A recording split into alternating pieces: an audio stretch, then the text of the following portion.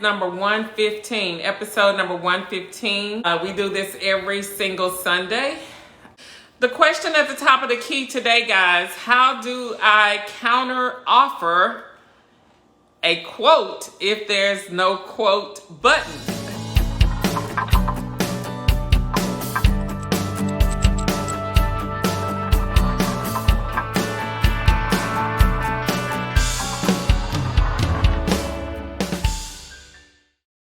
I am Angela Cooper. I am a business coach. I help real estate agents increase their income while waiting on buyers and sellers to close and or while trying to grow their pipeline. I do this with this particular platform, Broker Price Opinions. Okay, so guys, if you are watching from the Facebook page, go ahead, like the page. If you're chiming in from YouTube, go ahead, smash that subscribe button.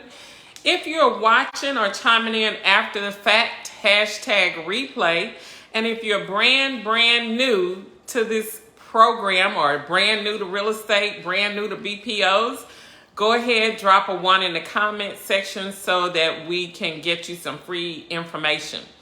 The question at the top of the key today, guys, how do I counter offer a quote if there's no quote button? How do I counter offer a quote if there is no quote button? That is the question at the top of the key tonight.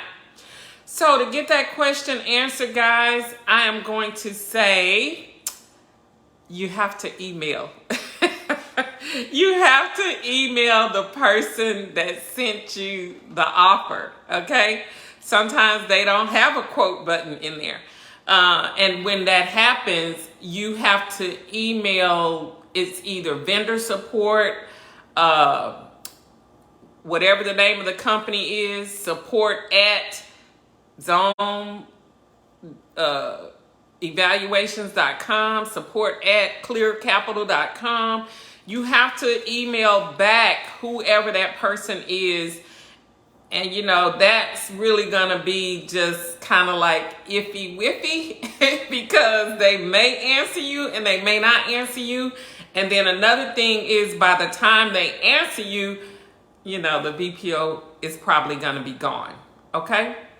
So what I used to do was I would keep a record. Y'all know I'm big on keeping records and cheat sheets and, you know, emails and links and all that kind of stuff.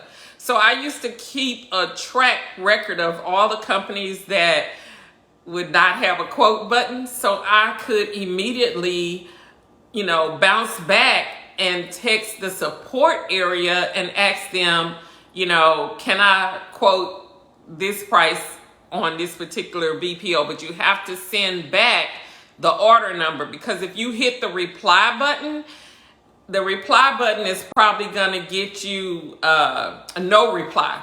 Okay, there's a return called no reply, and if you look at it, most of them have no reply on it.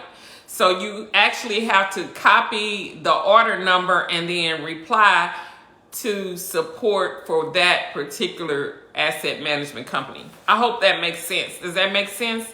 How do I counter offer when there is no quote button? So in other words, all they have is a accept and decline. Now sometimes you also have to keep a record of these companies too. Sometimes if you hit the decline button, it'll ask you what your offer is. But a lot of times when you hit that decline button, it's gone. You see? They're going to ask you, they may have a drop-down menu. When you hit decline, it'll say, I'm unavailable, you know, it's out of my service area, you know, yada, yada, yada. And then they'll have a little section at the bottom where you can put comments.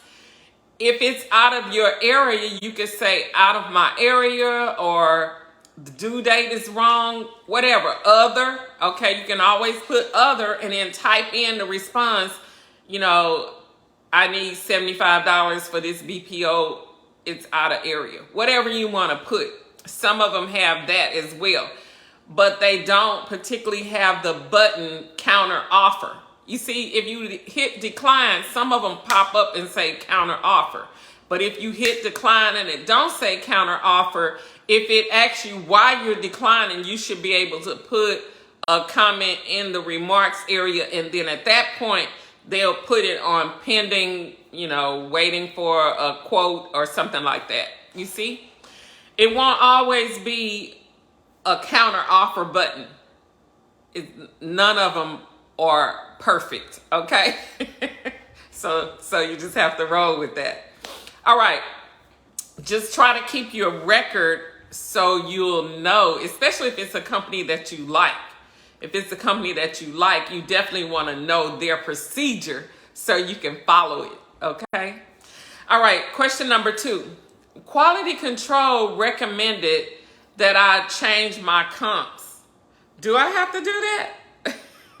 Somebody said, quality control recommended that I change my comps. Do I have to do that? I gave them the best comps that I had available. You don't always have to pick the comps that they recommend, but it would be advisable to at least look at them and tell them why you don't want to use those comps, okay? Don't be lazy and not want to use them just because you don't want to research, because honestly, their comps might be better than the comps that you already picked. You see, you might be past a mile and they may have found something less than a mile, or you may be, more than 20 to 25% out of variance, and they may have found some that's within 15 to 20% in variance. You see? So, and variance could be anything. It could be square feet. It could be years built. It could be a number of things. Okay? But for some reason, they're saying that they found better comps. If you want to continue doing business with that company, I would advise that you at least research their comps and tell them why you will or will not, or would rather not. I always say, I would rather not use this comp because XYZ. This comp looks good, however, it's a townhouse and I'm working a single family residence. You see, they may not can see all of the different types of properties that you could see. They may even be giving you an MLS number for a property that's a manufactured home, and you're looking at, your subject might be a single family residence or a condo. You need to at least tell them that's why I didn't use it, okay? Also, they may be giving you a property that's within 0.10 miles, okay, of your subject, meaning it's on the next block over of your subject, but the square footage might be way out of whack.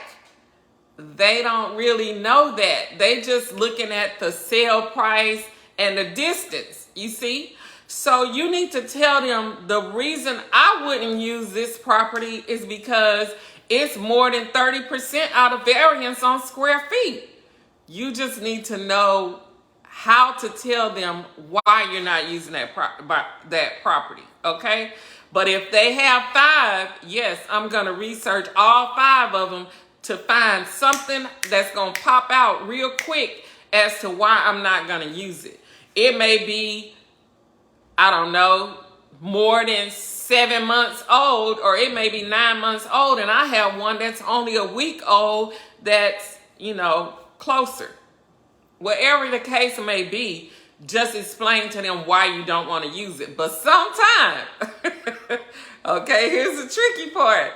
Sometime they might give you 3 comps that's better than the 3 you put in there. At that point, you need to use those comps because they're looking for the best fit for the subject property to do the analysis on the subject. And if their 3 comps was better than yours, guess what? Yep, you need to change them out. I know. It's a lot of work sometimes, especially when you are totally completed. This is coming back from quality control. You see? And you having to change all three of the comps out, you might have to do a lot more adjustments or something like that. You know, if the comps are better, that's the whole goal, is to give the customer the cream of the crop on the comps. You see? All right. So yes, you do want to at least try to accommodate quality control when they send you. Now, if they don't send you the 5 comps and they just tell you, well, we found that another agent did a BPO and it came in a lot lower or a lot higher than yours. Can you explain that? So can you change the comps out to get closer to?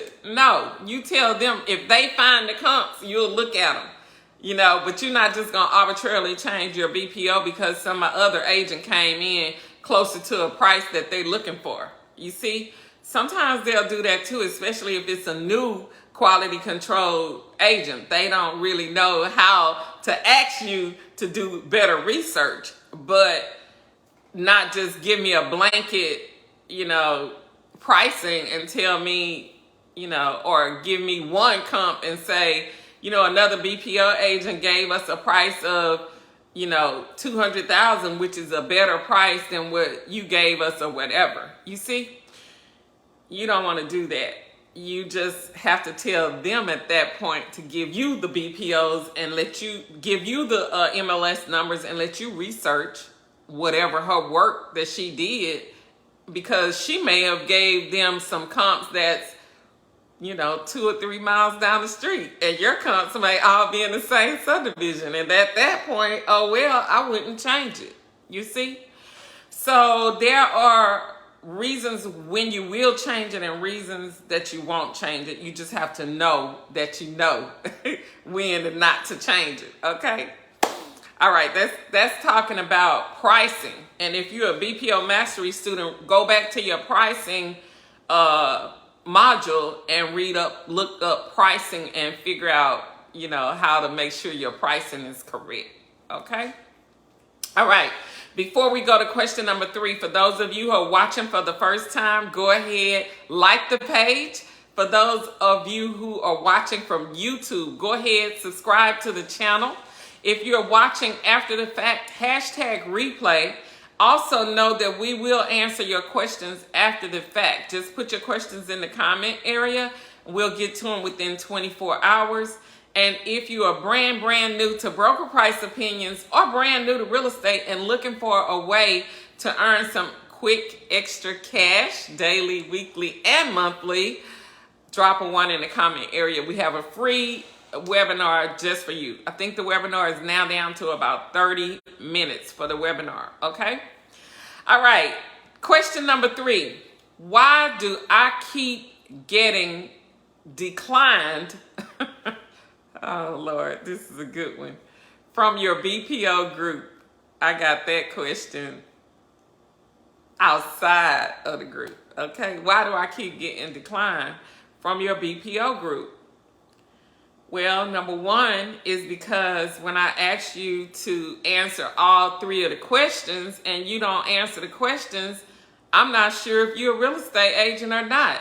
Okay? So this group is only open to licensed real estate agents. Okay? So if you don't answer the questions, guess what? You definitely ain't going to be able to follow the questions on the BPO platform, because you already don't know how to follow instructions. So that's probably why you're not getting into the group. You keep getting declined because you're not answering the questions. Okay? And guess what? It's 3 questions, guys. It's 3 questions. The 2 specific questions that I need to know is, what state are you licensed in, and what is your license number? Just because you tell me you're licensed in Georgia, there's 900 Erica Browns in Georgia. How am I supposed to know who you are? What is your license number? And then half of those Erica Browns that's in Georgia is expired license. So you're still not able to do BPOs. So if you don't answer the questions, the group questions, you can't get in the group. And you can't get in the secret group, Mastery Secrets, until you purchase the product. That's just the way it is, okay? One thing you have to learn how to do, guys, is read the instructions. If you don't read the instructions, you're not even going to be able to do BPOs. It's common sense. So that auto decline on that group question, it specifically says if you don't answer all the questions, your request is going to be declined. I don't care if you was referred by, Zulika or somebody already in the group. I said Zulika because she's on here today. Melinda Smiley is watching. It doesn't matter to me if you was referred by somebody in the group already. I need you to answer the questions. You see? And the reason for that is because I have to know that you have a real estate license before you can do BPOs. And if you're signing in from Italy or Singapore, you can't do BPOs in the United States anyway. So, hence the reason that I want you to answer all of the joint questions so I can get you in the group. All right, that's enough of that.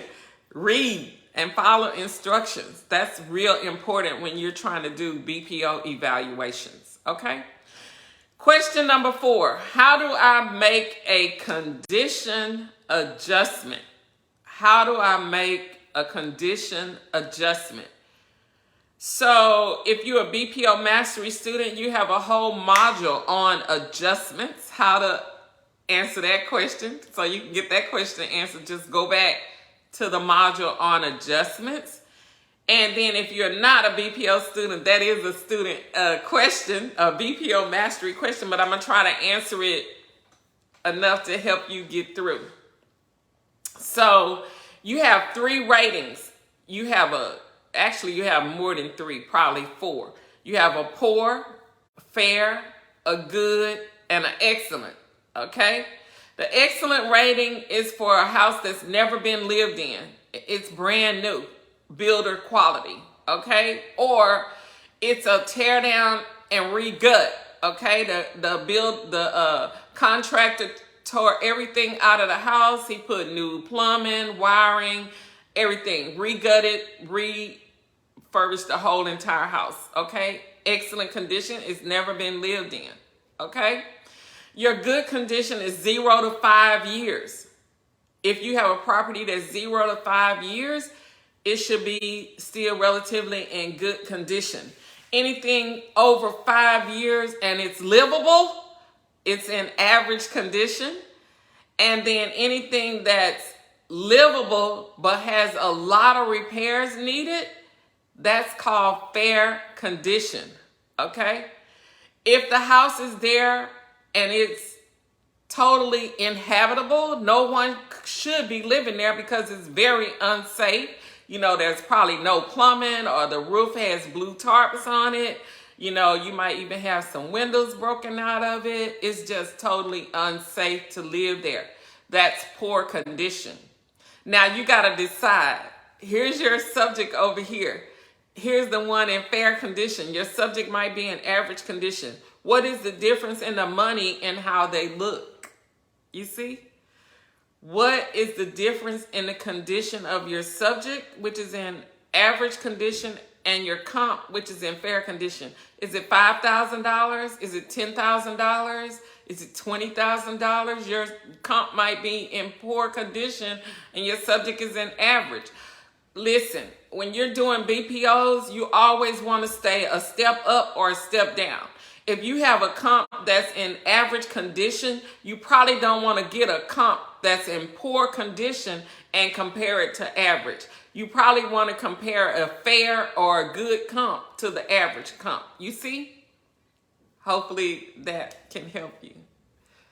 But that's exactly how it goes. And it's in your adjustment module if you're in a BPO Mastery class, okay?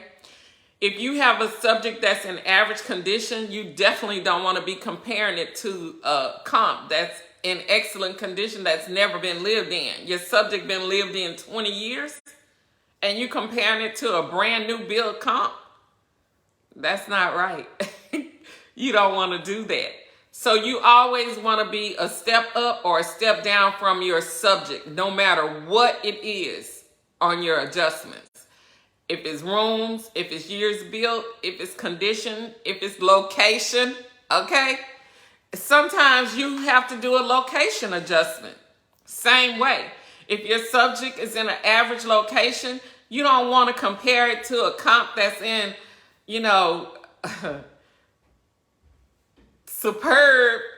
superior location, like it's got $1 million houses, but your subject is in an area that only has $100,000 to $200,000 built houses, tract homes. Why would you pick a comp in a location that's gated and it has $1 million properties? It's the same thing with location, condition, quality of the build. You see, it's the same. So for those of you who need to know how to make adjustments properly, okay, BPOmastery.com can help you with that, okay? All right, so that's question number 4, guys. That wraps it up for tonight. Do we have any more questions? Hey, Rhonda Blanton. Real estate girl, we talking real estate tonight. Is there anyone else out there that have any questions that you want answered live? Okay, if you have a question that you want answered live, go ahead, drop your question in the comment area and I'll get it answered for you real quick tonight. Okay, I know it's a little bit of a delay, so I'm gonna wait for a few minutes to see if we have any more questions out there tonight. Okay, I see we have a new webinar subscriber while we are alive. Congratulations. Watch the BPO video, it's free. Okay, if you're brand new to real estate and you want to make some extra money for Christmas, go ahead, get yourself enrolled in BPO Mastery. And let's get this money, okay? Y'all know what I say. Let's get this money. If you're a notary and you want some extra money for Christmas, I also have some notary training courses as well. Everything is at newfocusuniversity.com. NUFOCUS, newfocusuniversity.com. And get yourself enrolled to get on the track. Fast track to extra money. That's right now money for you real estate agents and you new notaries out there. Okay? All right, guys. I don't see any questions, so I'm going to wrap it up. Let's go get this money, and I will see you on the other side. Goodbye now. Y'all have a great week. I'll see you guys next Sunday. Bye.